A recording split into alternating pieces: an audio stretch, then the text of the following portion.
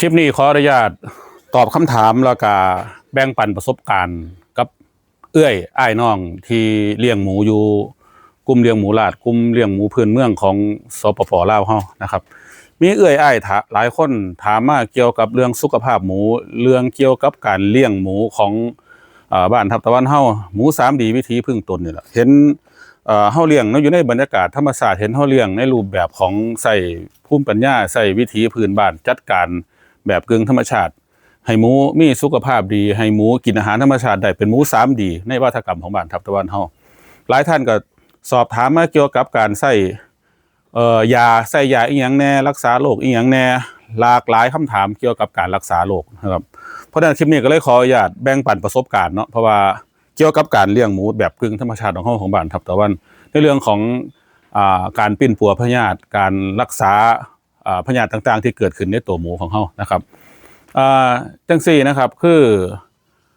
มันมีหลักคิดอยู่2อย่างคือ1เฮาสิเลือกเสื้อบ่แม่นเสื้อเฮาสิเลือกใส่วิธีการแบบสมัยใหม่หรือเฮาสิประยุกต์กับการปัวแบบทางเลือกก็หมายถึงว่าวิธีการโดยใช้ภูมิปัญญาโดยการเรียนรู้ธรรมชาตินั่นแหละว่าหมูมันอยู่มันกินมันรักษาตัวเจ้าของจังใดคือมันก็สอดคล้องกับการดูแลสุขภาพคนนั่นแหละคือคนถ้าเฮากินหรือเฮาอยู่ในสถานที่ที่บ่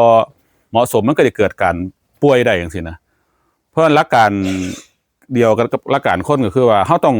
าสิเฮ็ดแบบเพิ่นว่าสร้างน้ำซ่อมหมายถึงว่าเฮ็ดจังได๋ก็ได้บ่ให้หมูมันป่วยนะในสภาพให้มันอยู่ในสภาพแวดล้อมที่ดีเฮาก็เลยเลี้ยงแบบกึ่งธรรมชาติล่ะเพราะเฮาเชื่อว่าหมูธรรมชาติมันปิ้นปัวเจ้าของได้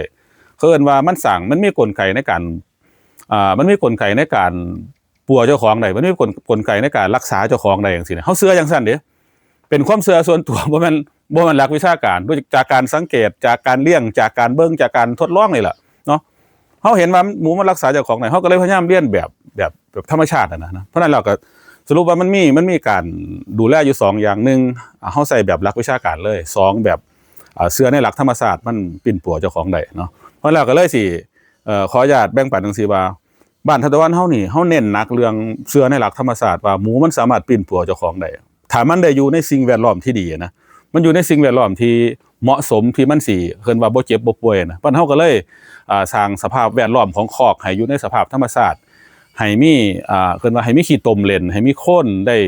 อาบได้อบแดดหมูได้ตากแดดจังซี่นะหมูได้กินอาหารที่หลากหลายจากธรรมชาติหมูได้อยู่ในสภาพอากาศที่ถ่ายเท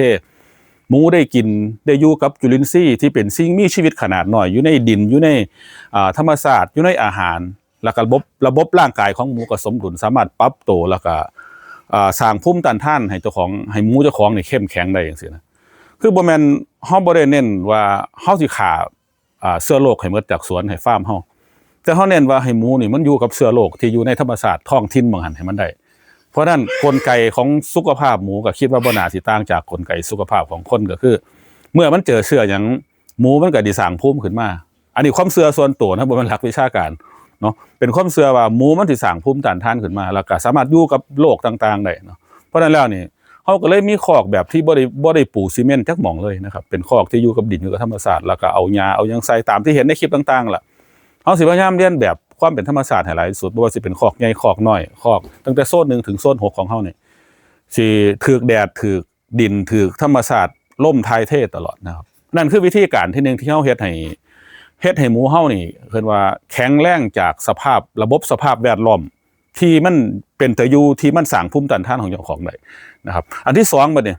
เนาะอันนี้ถามมาหลายเรื่องยูกยาที่ใส่ในการปิ้นปัวหมูเฮา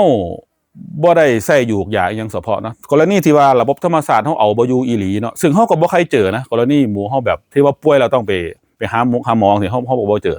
แต่มันมีกรณีว่าหมากัดจังซี่อันนี้มีนะครับหมากัดอุบัติเหตุสู้กันเคี้ยวกัดกันจังซี่ตัวผู้ญาติโซนญาติบ่งอยู่กันญาติตัวแม่กันที่ก็มีกัดเฮาก็ใส่ยาสมัยใหม่รักษาอยู่นะครับบ่แม่นว่าเฮาบ่ได้ใส่ซะเลยเพราะนั้นเฮาก็ไปปรึกษาหมอปรึกษาหยังไปร้านยาสัตว์คือกันไปเบิ่งว่าถ้ามันเป็นแผลจังซี่มันรักษาจังเพิ่นก็มียาสมัยใหม่เยอะแยะมากมายเลยนะครับเพราะแล้วอ้ายที่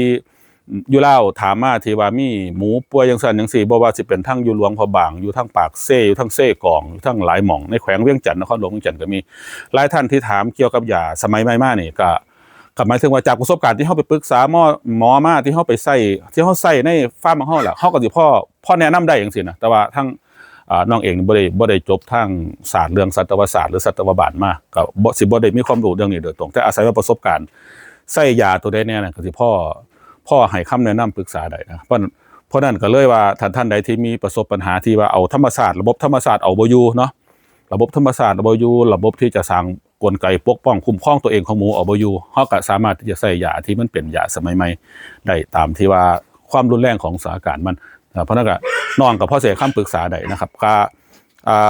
หลายตัวมันบ่สามารถที่สิเว้าลงในตรงนี้ได้เพราะว่ามันอาจจะมีเรื่องลิขสิทธิ์มีเรื่องหยังหลายเรื่องเนาะเพราะนั้นก็คิดว่าท่านใดที่สนใจที่เกิดปัญหาที่เอาบ่อยู่อีหลีในระบบธรรมชาติก็ปรึกษาอยู่ในข้อความอยู่ในแชทอีหยังได้ก็สิแนะนำให้แล้วก็บอกตัวที่ต้องใส่ให้มันสามารถปิ้นปัวรักษาที่มันอาการหนักๆได้นะครับเนาะก็บ่คิดว่าสิบ่ฮู้ว่าตอบคำถามที่เอื้อยอ้ายเนาะทั้งหลายที่อยู่กลุ่มผู้เลี้ยงหมูลาดในสปป.ลาวเฮาถามมาบ่แล้วก็ปรึกษาหารือมาบ่คันยังบ่แจ้งก็เดี๋ยวเฮาค่อยแชทเพิ่มเติมกันเนาะเพราะคลิปนี้ก็ขอบคุณหลายๆที่ติดตามมาอย่างยาวแล้วก็สรุปสั้นๆ2เรื่องคือว่า1เฮาใช้ระบบป้องกันตัวเอง2ถ้ามันบ่ไหวอีหลีเฮาก็ใส่ยาสมัยใหม่อยู่ในการที่จะปิ้นปัวหมูที่มันป่วยอาการหนักอีหลีนะครับซึ่งก็มีตัวยาที่เป็นบทเรียนที่เป็นประสบการณ์เนาะใส่อยู่ก็แชทถามมาเดี๋ยวเฮาสิตอบให้นะครับขอบคุณหลายๆที่ติดตามคลิปนี้นะครับขอบคุณครับ